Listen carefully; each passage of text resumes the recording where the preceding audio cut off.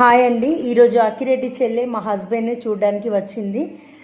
And అదేవిధంగా మీకు మా హస్బెండ్ డిసీజ్ గురించి అని లాంగ్ వీడియో చేశానండి. కొంతమంది కొత్త సబ్స్క్రైబర్స్ అడుగుతున్నారు, అసలు ఏమైందండి మీ హస్బెండ్కి, ఇంకా కిడ్నీ ఫెయిల్యూర్ అంటున్నారు, హార్ట్ వీక్ అంటున్నారు, అండ్ 2 కాళ్ళు కూడా చూస్తే కొంచెం ఇబ్బందిగానే ఉంది మీ పరిస్థితి. అసలు ఏమైందండి, మాకు కూడా ఒక అవేర్నెస్ వస్తుందండి, అసలు ఏమైందో మాకు కొంచెం వివరించండి అని చాలామంది మాకు అడుగుతున్నారండి.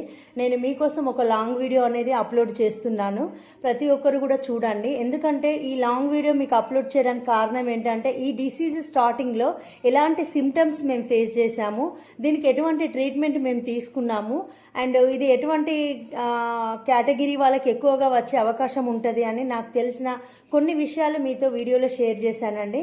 ఆ వీడియో అనేది నేను అప్లోడ్ చేస్తాను, ప్రతి ఒక్కరు కూడా చూడండి. ఎందుకంటే మనం ఎప్పుడు కూడా హెల్దీగా ఉన్నామని మాత్రం అసలు అనుకోవద్దండి.